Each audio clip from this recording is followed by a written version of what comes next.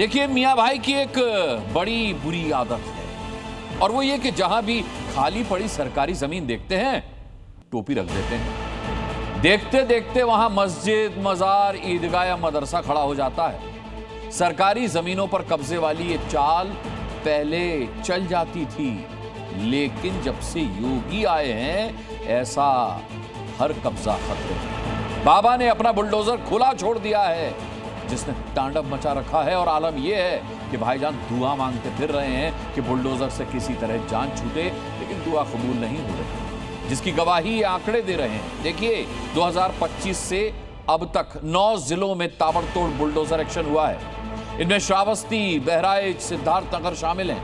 महाराजगंज, पीलीभीत और बलरामपुर में भी एक्शन हुआ है। लखीमपुर खीरी, देवरिया और संभल में भी बुलडोजर गरजा है। इन जिलों में बाबा के बुलडोजर ने 225 अवैध, ध्यान रखिएगा, अवैध मदरसों को ध्वस्त किया है। अवैध रूप से बनी 32 मस्जिदों को भी जमींदोज किया है। बुलडोजर ने 27 अवैध मजारों को भी मिट्टी में मिला दिया है, जबकि अवैध रूप से बनी 6 ईदगाह भी समतल की गई हैं। कट्टरपंथियों की मुसीबत यह है कि जब बुलडोजर रुकने का नाम नहीं ले रहा, देवरिया और संभल में बुलडोजर कहर बरपा रहा है, यानी भाईजान की दुआ कबूल नहीं हो रही है।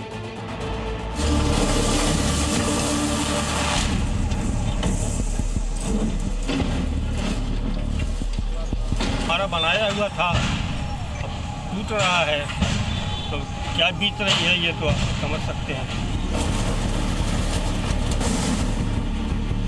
जमीनों पर कोई डकैती नहीं डाल सकता।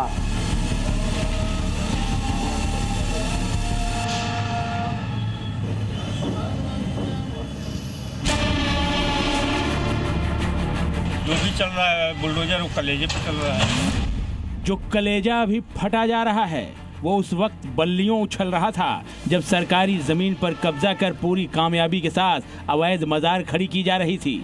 अब बाबा का बुलडोजर वही सरकारी जमीन वापस ले रहा है तो दर्द हो रहा है। इस दर्द से खुद को बचाने के लिए मियां भाई अब नई टूल किट ले आए हैं। बुलडोजर एक्शन के बीच नमाज पढ़ते हुए दुआ मांग रहे हैं कि किसी तरह ये बुलडोजर एक्शन रुक जाए, अवैध मजार टूटने से बच जाए। तस्वीरें देखिए, उसी मजार में नमाज पढ़ी जा रही है जहां बुलडोजर गरज रहा है। बुलडोजर एक्शन की गड़गड़ाहट के बीच भी नमाज जारी है।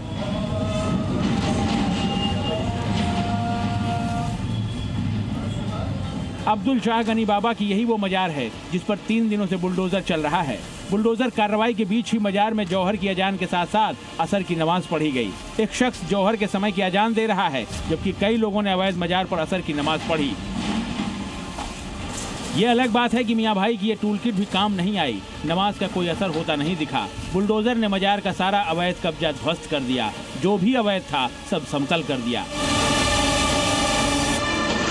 मुसलमान इतना कमज़ोर दिल इंसान नहीं है कि जो किसी चीज़ से हार मान जाए। अगर जहाँ गलत है तो गलत है, उसका हम भी विरोध करते हैं। जो सही है उसका हम भी सपोर्ट करते हैं। लेकिन ये जिस नीयत के तहत कार्रवाई हुआ है इसका मैं घोर निंदा करता हूँ। 3 दिनों के एक्शन में बुलडोजर ने मजार का गगनचुंबी गुंबद तार तार कर दिया, मजार का गेट ध्वस्त कर दिया, मजार की छत की चिंदी बिखेर दी, मजार की दीवार को भी समतल कर दिया। अब मौके पर सिर्फ चबूतरा ही रह गया है, बाकी जितना भी कब्जा था सब जमींदोज हो गया है। क्या कहें, प्रशासन से भी कहना चाहता हूँ कि हमारा बाबा का टूटना नहीं चाहिए, बस बच जाना चाहिए। विद्रोह मचाने वाले को देखना चाहिए कि हाँ, ये सर्वधर्म मानने वाले ये बाबा को मानते हैं। आज आपस में भाईचारा मिटाने के लिए ये सारा काम किया जा रहा है, ये अच्छा काम नहीं है। भाईजान बुलडोजर एक्शन से बचाने की दुआ मांग रहे हैं, लेकिन वो असर नहीं कर रही है। बुलडोजर तो रुक नहीं रहा, उस पर अब कानूनी कार्रवाई की तलवार भी लटक गई है। मजार कमेटी से जुड़े लोगों के खिलाफ मुकदमा दर्ज कर पाई वसूलने की मांग हो रही है। जो भी लोग इस अवैध मजार के पीछे रहे, जिन्होंने सरकारी भूमि कब्जा करके ये मजार खड़ा की थी, उनके विरुद्ध मुकदमा दर्ज किया जाए और उनसे, क्योंकि ये जमीन देवरिया के लोगों की है, इस जमीन पर देवरिया के लोगों का अधिकार है, तो जितने वर्षों तक कब्जा रहा है उसकी एक एक पाई इन लोगों से वसूल की जाए। कब्जा गैंग को बुलडोजर का खौफ देवरिया ही नहीं बल्कि संभल में भी डरा रहा है। वहां सरकारी जमीन पर कब्जा कर बनाई गई दादा मियां की दरगाह को बुलडोजर एक्शन का नोटिस मिल चुका है। इस अवैध दरगाह पर बुलडोजर एक्शन का काउंटडाउन शुरू हो गया है। अब बुलडोजर एक्शन से बचाने के लिए नमाज और दुआ का सहारा लिया जा रहा है। दादा मियाँ की दरगाह पर हुए सूफी हजरत मौलाना अख्तर के सालाना उर्स में बुलडोजर मुसीबत से बचाने के लिए दुआ मांगी गई। अब हर इंसान की जहाँ जिस जगह आस्था होती है उसके लिए दुआ को करता है। मैं समझता हूँ कि अब उसको लोगों की आस्था के साथ खिलवाड़ लेंगे, अब नहीं होना चाहिए। अब भाईजान नमाज पढ़ें या फिर दुआ मांगे, बुलडोजर तो मिशन पर निकल चुका है, तेजी से अपने काम को निपटा रहा है। वो रुकता भी नहीं दिख रहा है, क्योंकि जो अवैध है उसे तो टूटना ही होगा। ये सीएम योगी का वचन है और उनका वचन ही शासन है। ब्यूरो रिपोर्ट, जी मीडिया। अब देखिए, पतंग के चक्कर में लाठी चला दी और ताश के चक्कर में पत्थरबाजी कर दी। मतलब छोटी सी घटना भी हो जाए तो भाईजान पत्थर चला देते हैं, लाठी लेकर के उतर आते हैं। जी हां, पत्थर और कट्टरपंथियों का रिश्ता बहुत पुराना है। जब भी पत्थरबाजी होती है तो छत से पत्थर जरूर बरसाए जाते हैं। ऐसा लगता है कि भाईजान ने घर की छत को पत्थरबाजी का लॉन्च पैड बना लिया। पत्थरबाज नंबर 1, पत्थरबाज नंबर 2, पत्थरबाज नंबर 3, पत्थरबाज नंबर 4। छत पर और भी कई पत्थरबाज हैं। घर की छत से पत्थरबाजी, गली से पत्थरबाजी, मारो तुम्हारे मारो। पत्थरबाजी ऐसी कि महिलाएं बच्चे डर से चीख रहे हैं। लठबाज नंबर 1, लठबाज नंबर 2, लठबाज नंबर 3, छोटू लठबाज नंबर 1, छोटू लठबाज नंबर 2। बुजुर्ग, बच्चे, जवान, हर कोई लाठी से वार करने में जुटा है। कहीं पत्थर चलाए जा रहे हैं, कहीं लाठियां भांजी जा रही हैं। छोटे विवाह की घटना पर खून बहाने के लिए पूरा खुनवा है। जो पत्थर बरसा रहे हैं, जो लाठियां चला रहे हैं, वो भाईजान हैं और सामने हैं हिंदू। सबसे पहले बात पत्थरबाजी की। नफरतियों के हाथ से पत्थर है कि जाता नहीं। लग रहा है कि भाईजान ने अपनी छतों को पत्थरों का गोदाम बना दिया। विवाद हुआ नहीं कि पूरा परिवार मिलकर पत्थर बरसाने छत पर आ गया। ये तस्वीर यूपी के अलीगढ़ की, जहां भाईजान ने छत से, गली से हिंदुओं पर पत्थरों की बारिश। देख लो शकल, देखो इनकी, देखो जी दाइदा वहां पे आ रही है भाई, देख लो खूब। अलीगढ़ के जवाहर गांव में कुछ मुस्लिम युवक दिन में ताश खेल रहे थे, शराब पी रहे थे। आसपास के हिंदुओं ने रोका तो मारपीट शुरू कर दी। विवाद बढ़ा तो भाईजान घर की छतों पर चढ़ गए, पत्थरबाजी शुरू कर दी। पत्थरबाजी करने वालों की संख्या दर्जनों में थी।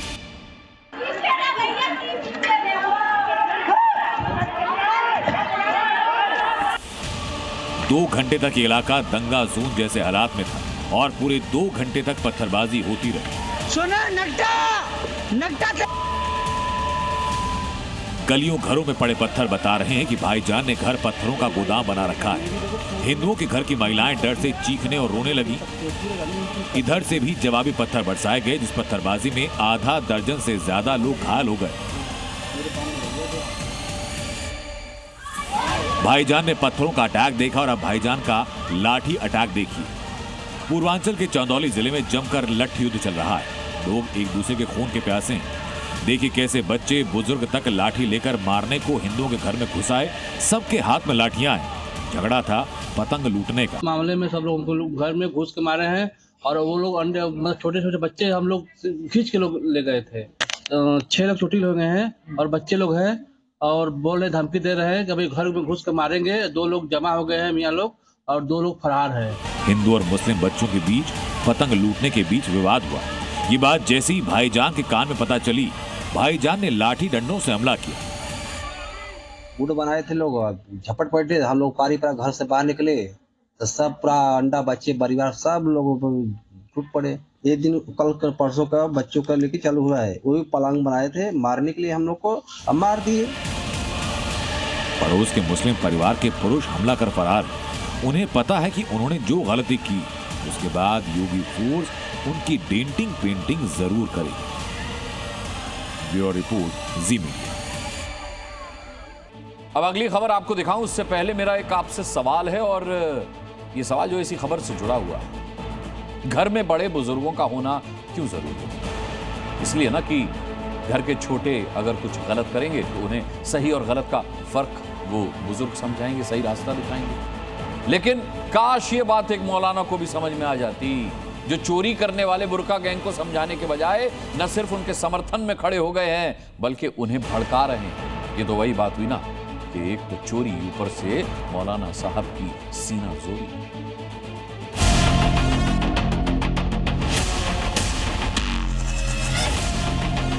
बुर्के की आड़ में चोरी की वारदात हो रही है, बहुत हो रही है, बहुत ज्यादा। ऐसे दुकानदारों से हरगिज भी खरीदारी ना करें, ऐसे दुकानदारों का बहिष्कार करें।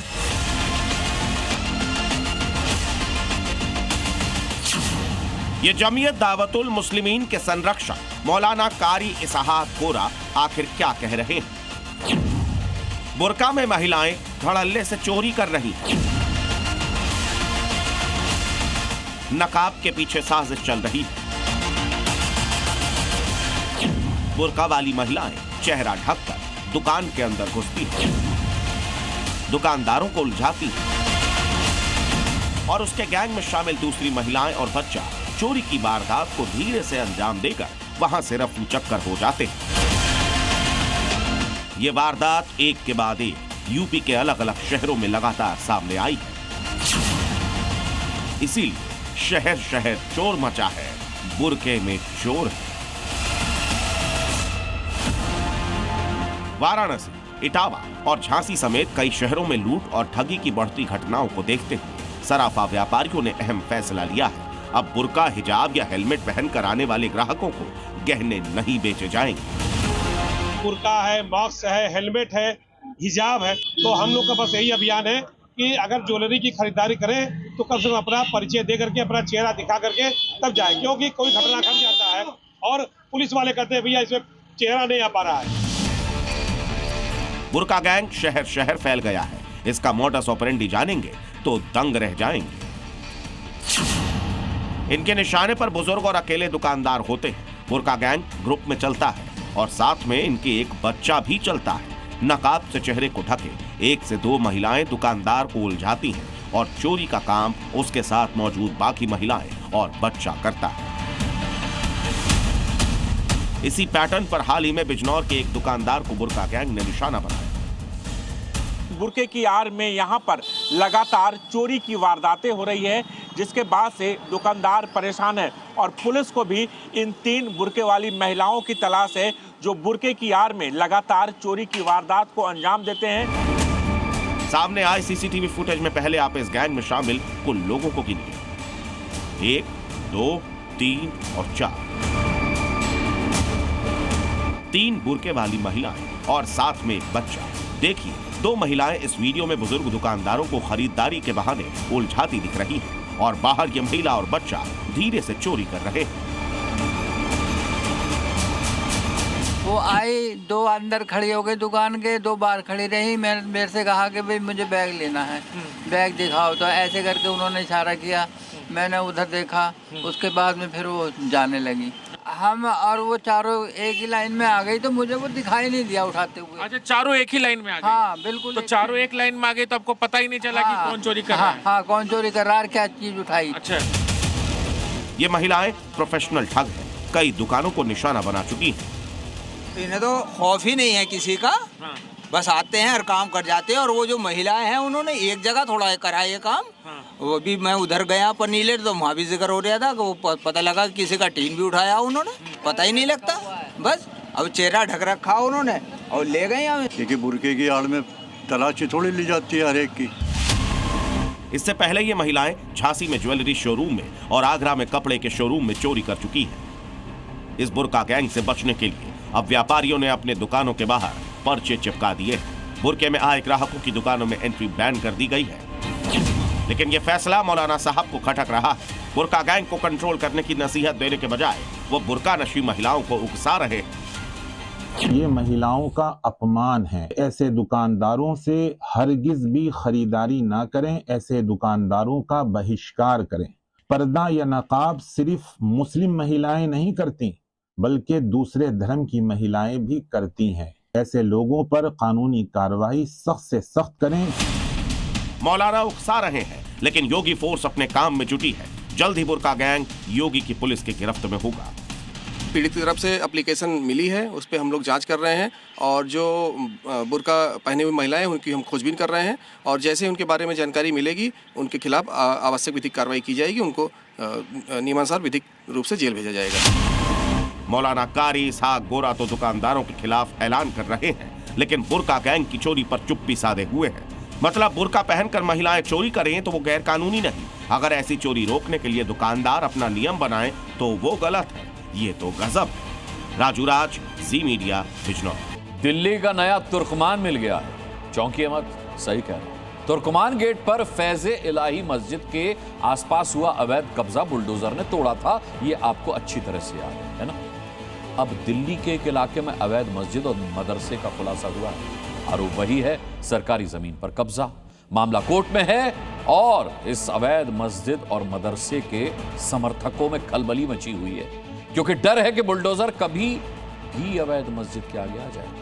वो पूरी की पूरी अवैध गिरिनगर जामा मस्जिद है, जो सड़क के ऊपर बनी हुई है, सर्विस रोड के ऊपर बनी हुई है और मुख्य सड़क के ऊपर दरवाजा खोल रखा है। 5 दिन पहले तुर्कमान गेट इलाके में फैज़ इलाही मस्जिद के आसपास हुए अवैध निर्माण पर बुलडोजर चला तो भाईजान भड़क गए, पत्थरबाजी कर दी, वो भी तब जबकि बुलडोजर एक्शन कोर्ट के आदेश पर हुआ था। तुर्कमान गेट हिंसा मामले में 19 पत्थरबाज अब तक गिरफ्तार हो चुके हैं, यानी मियां भाई को बवाल करके हासिल हुई सलाखें। मजे की बात यह है कि बुलडोजर ने तब भी उनका पीछा नहीं छोड़ा है। अब उनका एक नया अवैध कब्जा बुलडोजर के निशाने पर है। तैयारी हो चुकी है, बस इशारा होते ही पीला पंजा गरजने लगेगा। तुर्कमान गेट पर अवैध कब्जा तोड़ने के बाद बुलडोजर अब कालकाजी इलाके की ओर चल पड़ा है, जहाँ के गिरिनगर इलाके में बनी जामा मस्जिद विवादों में है। आरोप है कि मस्जिद का तकरीबन 1000 वर्ग एरिया सड़क और फुटपाथ पर कब्जा करके बनाया गया है। मस्जिद ही नहीं बल्कि यहाँ बना मदरसा मिल्लतुल इस्लाम भी अवैध है।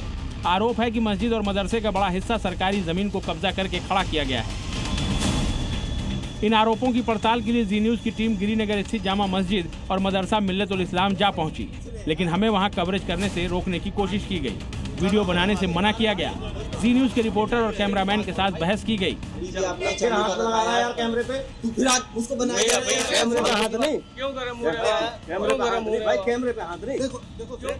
गिरिनगर की जामा मस्जिद और मदरसा मिल्लतुल इस्लाम पर अवैध कब्जे का आरोप लगाने वाले शख्स का क्या कुछ कहना है, अब वो भी सुन लीजिए। वो पूरी की पूरी अवैध गिरिनगर जामा मस्जिद है, जो सड़क के ऊपर बनी हुई है, सर्विस रोड के ऊपर बनी हुई है और मुख्य सड़क के ऊपर दरवाजा खोल रखा है। वो पूरी की पूरी अवैध है। और आप देखेंगे कि रोड साइड जो पेड़ होते हैं, जो सफेदे के पेड़ हैं, स्ट्रीट लाइट है, वो मस्जिद के बीच में लगे हुए हैं। मस्जिद की तरफ से जनरल सेक्रेटरी ने जी न्यूज के रिपोर्टर से फोन पर बात की। उन्होंने कैमरे पर बोलने या मिलने से मना कर दिया। हालांकि उन्होंने ये जरूर कहा कि मस्जिद और मदरसे को लेकर लगाए जा रहे सभी आरोप मनगढ़ंत और झूठे हैं। उधर आरोप लगाने वाले शख्स ने एक और खुलासा किया है। लैंड सरकारी भूमि जो देश के नागरिकों की है, जो जनहित की भूमि है, उसे वक्फ कर लिया गया है। तब हमारे संज्ञान में ये बात आई तो हमें ये पता लगा कि ये सड़क, फुटपाथ और डिवाइडर वक्फ हो चुका है, जिसके लिए फिर हमने कोर्ट में मुकदमा फाइल किया और उसके ऊपर कल सुनवाई हुई। मामला कोर्ट में है। मस्जिद कमेटी अवैध कब्जों के आरोपों को खारिज कर रही है, वहीं आरोप लगाने वाले दावा कर रहे हैं कि अवैध कब्जे के सबूत हैं। शिकायतकर्ता का ये दावा है कि ये जामा मस्जिद सरकारी जमीन पर कब्जा करके बनाई गई है, लेकिन मस्जिद कमेटी ये बार बार कह रही है कि उन्होंने न ही किसी सरकारी जमीन पे कब्जा किया है और न ही उन्हें कोर्ट से किसी भी तरीके का नोटिस मिला है। बहरहाल देखना ये दिलचस्प होगा कि आखिरकार किसके बात में कितना दम है, कौन सच बोल रहा है और कौन झूठ बोल रहा है। कैमरामैन राहुल के साथ ब्रजेश तिवारी, जी मीडिया, दिल्ली। दिल्ली में अवैध मस्जिद और मदरसे पर बुलडोजर खतरा है तो दुनिया के सबसे सुंदर मकबरे पर सनातनियों का खतरा है। जी हां, दुनिया का 7वां अजूबा ताजमहल, मुमताज महल का मकबरा। ताजमहल या तेजो महल है, ये विवाद फिर से सामने आया है और इस बार इस विवाद में फंस गया है शाहजहां। ये शाहजहां, जी हां, परसों से ताजमहल में उर्स का आयोजन होने जा रहा है। इससे हिंदुओं में आक्रोश है, वो गुस्से में हैं। हिंदू संगठनों ने चेतावनी भी दे दी है कि उर्स करोगे तो फिर शिव के तांडव के लिए तैयार रहना।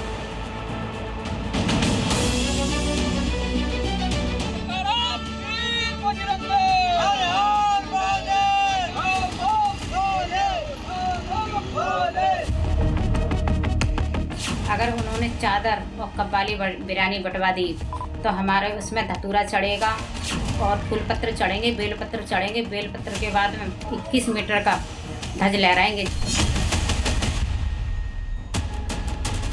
ताजमहल पर लहराएगी सनातनी पताका। हम 21 मीटर का भगवा लहराएंगे ताजमहल के। ताजमहल में उर्स के खिलाफ सनातनी हुंकार। जहाँ पे हमारा सिर्फ भगवान का मंदिर है वो प्यार की निशानी माने, हम नहीं मानते। क्या ताजमहल में शाहजहां का उर्स नहीं बनेगा? ये देखिए, ये वो सतरंगी चादर है, इसको लेके ही जो है सारी चीजें सामने आ रही हैं। अगर उन्होंने चादर और कव्वाली बिरयानी बंटवा दी तो हमारे उसमें धतूरा चढ़ेगा और फूलपत्र चढ़ेंगे। उर्स हुआ तो शिव की पूजा होगी। उर्स हुआ तो बेलपत्र चढ़ेंगे। उर्स हुआ तो शिव का जयकारा लगेगा। उर्स हुआ तो पूजा पाठ होगी। उर्स हुआ तो लहराएगी सनातनी पताका। उर्स हुआ तो होगा शिव तांडव। इस बार ताजमहल बनाम तेजो महालय विवाद में शाहजहां फंस गए। जब से ताजमहल में 3 दिनों के उर्स के आयोजन का ऐलान हुआ है, सनातनियों ने भी ठान लिया है कि इस बार किसी हाल में समझौता नहीं करेंगे। आने वाली 15, 16, 17 को शाहजहां के उर्स के कार्यक्रम की तैयारी चल रही थी। इसी बीच हिंदू पक्ष के लोगों ने उस पर सवाल खड़े कर दिए और उन्होंने इस पर जो है वो आपत्ति जताई। उन्होंने कहा कि अगर हमारा जो है पूजा अर्चना वहां नहीं हो सकती तो इस कार्यक्रम को भी नहीं होने देंगे। सनातनियों के आक्रोश को पहले सुनिए, देखिए, फिर सही कौन है और गलत कौन, इसका फैसला कीजिएगा। अगर इनकी चादर चढ़ी तो हमारा 21 मीटर का ध्वज लहराएगा, क्योंकि वो हमारा शिव भोले बाबा का मंदिर है और हम लोग हमेशा मंदिर मानते हैं और मंदिर हता है, तो इस वजह से हम लोग पूजा पाठ करेंगे, चाहे राजी राजी चाहे गैर राजी। हिंदू महासभा शाहजहां के उर्स के खिलाफ सड़कों पर है। ताजमहल में सनातनी पताका गाड़ने का दावा ठोक रही है। हाथों में बैनर है, जुबान पर आक्रोश है।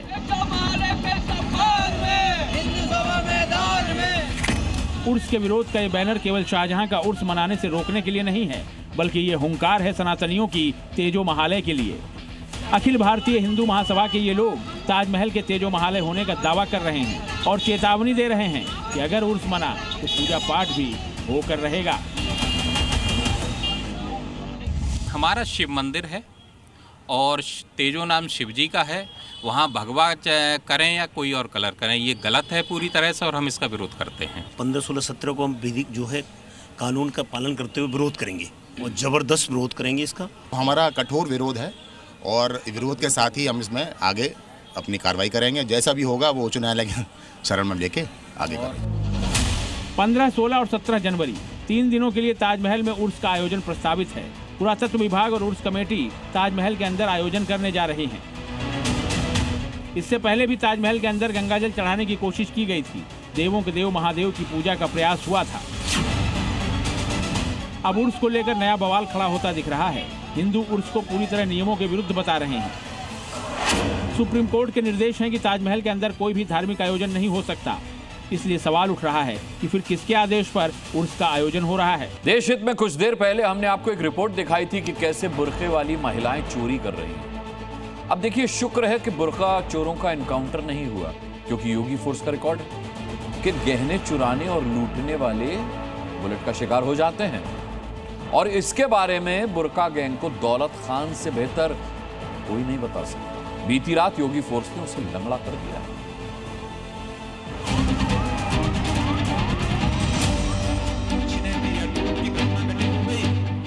कुछ ही घंटों में अपराधी जेल की सिकंजों में हो रहा है और लंगड़ाता हुआ चलता हुआ दिखाई देता है। योगी फोर्स ने दौलत को लंगड़ा कर उसकी सारी शोहरत छीन ली है। अब दौलत खान एक पांव से चल रहा है। दौलत को चलने के लिए योगी फोर्स का सहारा लेना पड़ रहा है। अब दौलत चोरी करके भागने लायक नहीं बचा। आपकी टीवी स्क्रीन पर दिख रहे शख्स का नाम है दौलत खान। ये 25,000 रुपए का इनामी बदमाश है। इस पर गहनों की दुकान में चोरी का आरोप लगा है। वारदात की जगह गोंडा यूपी है, जहां 24 दिसंबर को आरोपी दौलत खान ने ज्वेलरी की दुकान में चोरी की घटना को अंजाम दिया। वारदात के बाद दुकान के मालिक ने उसके खिलाफ केस दर्ज कराया था, लेकिन ये बदमाश तभी से फरार चल रहा था। ऐसे में इस पर 25,000 रुपए का इनाम घोषित किया गया। लेकिन बीती रात देखिए इसका योगी फोर्स से आमना सामना हुआ तो मुठभेड़ के दौरान इसके बाएं पैर में योगी फोर्स ने पीतल ठोक दिया। यूपी पुलिस ने आरोपी दौलत के कब्जे से चोरी की एक मोटरसाइकिल, 40,000 रुपए नकद और चांदी के गहने बरामद किए हैं। इसने अपने साथियों के साथ मिलकर कई दुकानों और घरों में चोरी की घटनाओं को अंजाम दिया था। घायल बदमाश के कब्जे व निशानदेही से एक चोरी की मोटरसाइकिल, अवैध तमंचा, जिंदा व खोखा कारतूस तथा चोरी के करीब 40,000 रुपए तथा चांदी के आभूषण बरामद किए गए हैं। एक अवैध तमंचा, जिंदा व खोखा कारतूस और 550 ग्राम अवैध चरस बरामद हुआ है और एक बिना नंबर प्लेट की मोटरसाइकिल भी बरामद हुई है। कुछ इसी तरह का हश्र योगी फोर्स ने मथुरा में एक महिला के हत्यारों का किया। पुलिस ने उसके पति और दोस्त को गिरफ्तार किया है। इटावा में भी देर रात बर्थडे पार्टी में हुई युवक की हत्या के मामले में पुलिस ने आरोपी को मुठभेड़ में गिरफ्तार किया है। साफ है योगी के प्रदेश में अपराध का सीधा मतलब होता है टिकट्टू यमराज। जिसे ये बात समझ में आ गई ठीक, जिसे नहीं आई उसे योगी फोर्स का पीतल ठोक रहा है, लंगड़ा कर रहा है, क्योंकि योगी का मैसेज क्लियर है, यूपी में अपराध की जरा भी गुंजाइश नहीं है। इसलिए या तो यूपी छोड़ दो या फिर अपराध की राह। ब्यूरो रिपोर्ट, जी मीडिया। एक अवैध तमंचा, जिंदा व खोखा कारतूस और 550 ग्राम अवैध चरस बरामद हुआ है और एक बिना नंबर प्लेट की मोटरसाइकिल भी बरामद हुई है। कुछ इसी तरह का हश्र योगी फोर्स ने मथुरा में एक महिला के हत्यारों का किया। पुलिस कल जब आप सो रहे होंगे तो मुमकिन है कि योगी आदित्यनाथ उस वक्त वॉर रूम में हो। उस वॉर रूम में से वो इस साल के सबसे बड़े सनातनी आयोजन के सबसे बड़े दिन की मॉनिटरिंग कर रहे होंगे, क्योंकि माघ मेले में कल मकर संक्रांति का मुख्य स्नान होगा और करीब 2 करोड़ श्रद्धालु संगम में आएंगे। ऐसे में अपने नापाक मंसूबों को अंजाम देने वालों को रोकने के लिए योगी ने मकर रेखा खींची है। कैसे योगी की सूर्य प्रतिज्ञा को 10,000 फोर्स पूरा करेगी, देखिए इस रिपोर्ट।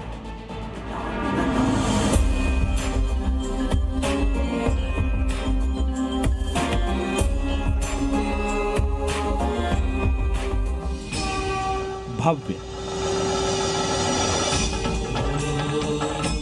दिव्य,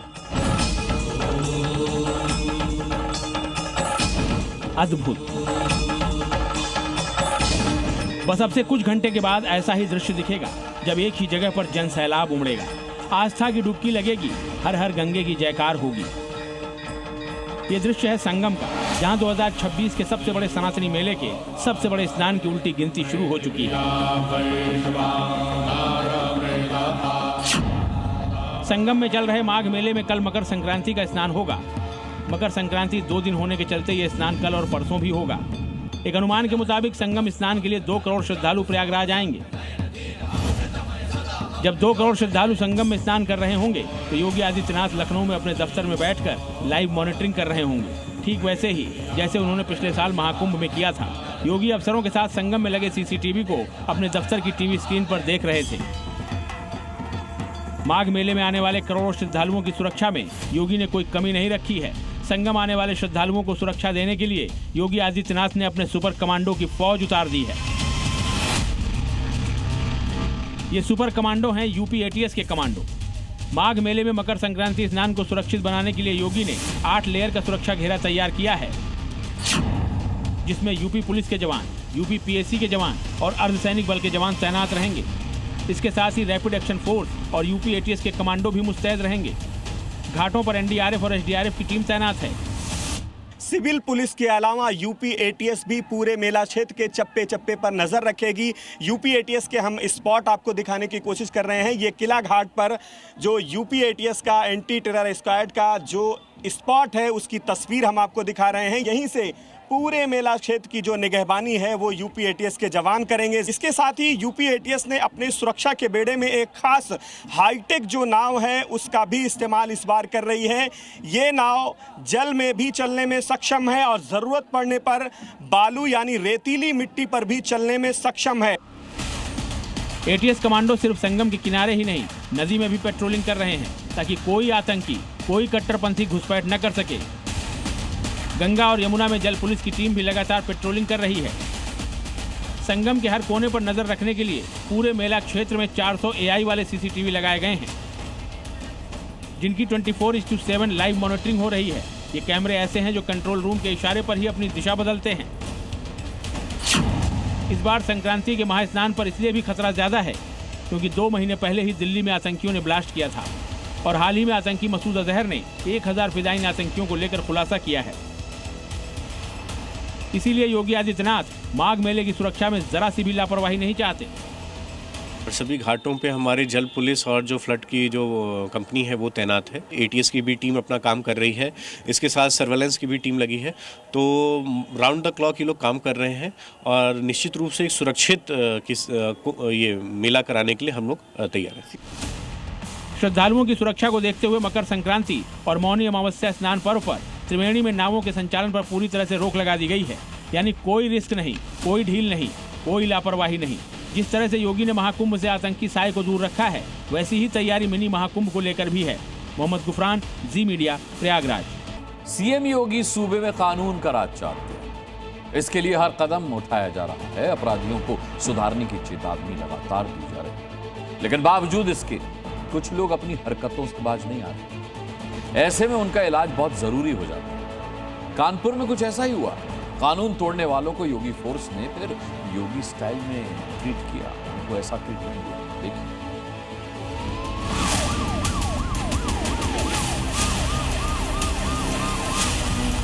सुरक्षा के साथ खिलवाड़ करने की छूट नहीं देंगे, किसी को भी नहीं देंगे। जो भी सुरक्षा के साथ खिलवाड़ करेगा उसको उसकी कीमत चुकानी पड़ेगी। दंगा करोगे, चौराहे पर पोस्टर लगेगा। अपराध करोगे, व्हील चेयर पर चलोगे। कानून तोड़ोगे, लंगड़े हो जाओगे। सुरक्षा के लिए खतरा बनोगे, जुलूस निकल जाएगा। ये योगी का उत्तर प्रदेश है, जहां रूल ऑफ लॉ जमीन पर लागू होता है। जो अपराध करता है, कानून से खिलवाड़ करता है, योगी कुछ इसी तरह से उसका इलाज करते हैं। ऐसा इलाज कि वो दोबारा कुछ भी गलत करने से पहले 100 बार सोचे। कानपुर के बेकनगंज इलाके में सड़क पर सिर झुकाए, नजरें नीची किए जो लोग योगी फोर्स के साथ साथ चल रहे हैं, उन्होंने सब कुछ जानते हुए भी गलती कर दी। चप्पल के कारखाने में जुए की फड़ सजाए बैठे इन जुआरियों को पुलिस ने पकड़ा तो योगी स्टाइल में ही इलाज कर दिया। 1, 2, 3, 4, 5 गिनती शुरू करेंगे तो 11 पर जाकर रुकेंगे। ये सभी 11 लोग जुआ खेलते हुए पकड़े गए हैं। इनके पास से 45,000 रुपए, 8 मोबाइल पुलिस ने बरामद किए हैं। इसके बाद पुलिस ने इन जुआरियों का 1 किलोमीटर लंबा जुलूस निकाला और संदेश दे दिया कि सुधर जाओ, नहीं सुधरे तो बड़ी कीमत चुकानी होगी। अब ये वो यूपी है जो हर प्रदेशवासी को सुरक्षा की गारंटी तो देता है, लेकिन हर गुंडे को इसके लिए चेतावनी भी देता है कि सुधर जाओ, नहीं तो यमराज के यहाँ जाने के रास्ते भी खुले हुए हैं और यमराज का बुलावा आ जाएगा। कानपुर पुलिस ने पहली बार अपराधियों का जुलूस नहीं निकाला है। अभी हफ्ते भर पहले महिला कांस्टेबल से लूट करने वाले बदमाश की भी पुलिस ने परेड करा दी थी। अब दोबारा गलती कान पकड़ोगे, बाहर के छुड़ा देंगे। अब कोई दिखाई पड़ेगा इधर आ जाएगा। ये है योगी फोर्स, जो अपराधियों का ऐसा इलाज करती है कि वो गुनाह से तौबा करने लगता है, फिर चाहे वो जुआरी हो या फिर लुटेरा। ब्यूरो रिपोर्ट, जी मीडिया। मुंबई की नगर पालिका का चुनाव किसी विधानसभा चुनाव से कम नहीं होता। 15 जनवरी को मुंबई में वोटिंग होने और उससे पहले हर तरह का राजनीतिक समीकरण साधने की कोशिश चल रही है। अब तो आरोप लग रहे हैं कि वोट जिहाद से मुंबई नगर पालिका पर कब्जे की कोशिश है और बाकायदा गलियों में इसका ऐलान हो रहा है।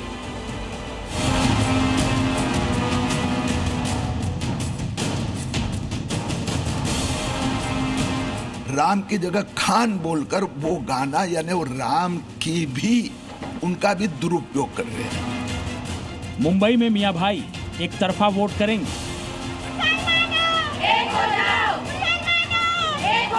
तो हमको ऐसा लगता हम कहीं ना कहीं सेफ नहीं है। और ये जो बीजेपी पार्टी ने इतना हमारे साथ में जुल्म की, इसका क्या है कि अभी भी वक्त है, संभल जाओ, एक हो जाओ। मुंबई में बुर्का वाली एक ही पार्टी को वोट डालेंगे। ये उद्धव ठाकरे का प्लान, और वहां पर धर्म संस्कृति के साथ में चीटिंग करके वोट दिया। यह आरोप बीजेपी नेता किरीट सोमैया ने मुंबई में बीएमसी चुनाव से ठीक पहले लगाया है। उनका दावा है कि उद्धव ठाकरे चुनावी मैदान में विकास, रोजगार या महंगाई नहीं, बल्कि वोट जिहाद की स्क्रिप्ट पर काम कर रहे हैं। शिवसेना उद्धव गुट के उम्मीदवारों को मुस्लिम वोटों से फायदा हो रहा है, जबकि पार्टी खुद को हिंदुत्ववादी ताकत के तौर पर पेश कर रही है। दोनों भाइयों ने डिसाइड किया है कि जो अनधिकृत लाउड स्पीकर मस्जिद पर के निकाले थे, उस विषय में एक भी शब्द नहीं बोलने का। उनके कार्यकर्ता नीचे जाकर कहते हैं कि हम सत्ता पर आते, हम लाउड स्पीकर वापस शुरू करेंगे। किरीट सोमैया का आरोप है कि मुस्लिम वोट बैंक की खातिर उद्धव ठाकरे ने लोकतंत्र को भी ताक पर रख दिया है। किरीट सोमैया के दावे पर मोहर लगा रही हैं मुंबई की मुस्लिम महिलाएं, जो बुर्के में सड़कों पर उतर आई हैं। लोगों को ऐसा लगता है ना कि अब इन लोग एक हो जाएंगे ना तो उनका पत्ता कट हो जाएगा। वो हम अगर करें तो जिहाद, और वो अगर करे तो अनाउंसमेंट, पब्लिक से रिक्वेस्ट। मुंबई में 15 जनवरी को बीएमसी का चुनाव है। चुनाव महाराष्ट्र विधानसभा चुनाव से कम नहीं है और इसीलिए एक एक वोट बेहद कीमती है। मुंबई के कई मुस्लिम बहुल इलाके हैं जहां कई मुस्लिम संगठन इस्लाम का हवाला देकर एक खास दल को वोट करने की बात कर रहे हैं। और ये जो बीजेपी पार्टी ने इतना हमारे साथ में जुल्म की, इसका क्या है? बदनाम करके खाली वोट जिहाद मत करो, बस काम करके बताओ, काम का अपन फायदा उठाओ बस। वोट जिहाद का कोई लेना देना नहीं अपने को। हम लोग जो है ना, सीधा जो काम को देख के काम के हिसाब से हम लोग वोट करते हैं। महाराष्ट्र की राजनीति में एक तरफ आरोप हैं, दूसरी तरफ समर्थन और बीच में जनता, जो बस ये समझने की कोशिश कर रही है कि वो वोटिंग किस आधार पर करे, विकास पर या वोट जिहाद पर। चुनाव प्रचार भले ही खत्म हो गया हो, लेकिन मुस्लिम वोट बैंक जुटाने का अंदरूनी खेल अभी भी चल रहा है। मुंबई से अश्विन पांडे के साथ अंकुर त्यागी, जी मीडिया। दुनिया भर के लोगों ने इस उम्मीद से नए साल में कदम रखा था कि उनके आने वाले दिन शुभ होंगे, उन्हें तरक्की मिलेगी, उनके घर में सुख शांति और समृद्धि का वास होगा। पाकिस्तान के इस सीडीएफ आसिम मुनीर ने भी कुछ ऐसा ही सोचा था, लेकिन हुआ इसका उल्टा। नए साल में मुनीर के लिए सुख और शांति तो दूर की कौड़ी साबित हुई, उसकी रातों की नींद भी उड़ गई है। 42 रूहें उसे डरा रही हैं। किसकी हैं ये रूहें और क्यों मुनीर रातों को सो नहीं पा रहा, देखिए। मुनीर जब से सीडीएफ बना है, एक भी दिन चैन की सांस नहीं ले पाया है। उसकी रातों की नींदें उड़ी हुई हैं। नया साल तो उसके लिए बुरे सपने जैसा साबित हो रहा है। हम ऐसा क्यों कह रहे हैं वो आपको बताएंगे, लेकिन पहले उस घटना का जिक्र करते हैं जिसने एक बार फिर से मुनीर के फौजियों को जहन्नुम का रास्ता दिखा दिया है। खैबर पख्तूनख्वा के टैंक जिले में बख्तरबंद पुलिस वाहन पर हमला हुआ है। आईडी विस्फोट के जरिए हुए इस हमले में 6 पुलिसकर्मियों की जान चली गई है। पुलिस की गाड़ी गोमल पुलिस स्टेशन से जब टैंक की ओर जा रही थी, उसी समय यह हमला किया गया। आईडी विस्फोट इतना शक्तिशाली था कि पुलिस वैन के चीथड़े उड़ गए। अभी तक किसी संगठन ने इस हमले की जिम्मेदारी नहीं ली है, लेकिन क्षेत्र में ऐसे हमलों का इतिहास रहा है और शक टीटीपी पर जताया जा रहा है। इस हमले के बाद से पाकिस्तान में एक बार फिर से दहशत घर कर गई है। साल 2026 में हुआ ये कोई पहला हमला नहीं है, ऐसे हमले लगातार हो रहे हैं। नए साल की शुरुआत पाकिस्तान में बेहद हिंसक रही है। 1 से 13 जनवरी 2026 के बीच पाकिस्तान में आतंक और उग्रवाद से जुड़ी 25 घटनाएं हो चुकी हैं। इनमें से 11 घटनाएं सिर्फ पिछले एक हफ्ते में हुई हैं। इन हमलों में 20 आम नागरिकों की जान गई है, जबकि ऐसे हमलों में 42 से ज़्यादा पाकिस्तानी सैनिकों की मौत हुई है। मरने वालों में सेना, पुलिस और फ्रंटियर कॉर्प्स के जवान शामिल हैं। सिर्फ 13 दिनों में इतनी हिंसा ने पाकिस्तान की आंतरिक सुरक्षा को लेकर बड़े सवाल खड़े कर दिए हैं। जहां साल 2026 के पहले ही महीने में पाकिस्तान में हिंसा इतनी ज़्यादा बढ़ गई है, 2025 भी हिंसा के मामले में काफ़ी आगे रहा था और 2024 का भी हाल बुरा ही था। हालांकि हालात इशारा कर रहे हैं कि 2026 का हाल दोनों सालों से भी भयावह रहने वाला है। आंकड़ों पर नजर डालें तो 2024 में हुए ऐसे हमलों में कुल 2546 लोगों की जान गई थी, जबकि 2025 में 2414 लोगों ने ऐसे हमलों में अपनी जान गंवाई थी। अब 2026 की जिस तरह की शुरुआत हुई है, उसे देखकर सीडीएफ आसिम मुनीर के तो होश ही उड़ गए हैं। उसके रातों की नींद गायब हो गई है। उसे समझ ही नहीं आ रहा कि आखिर वो इन हालातों पर काबू कैसे पाए।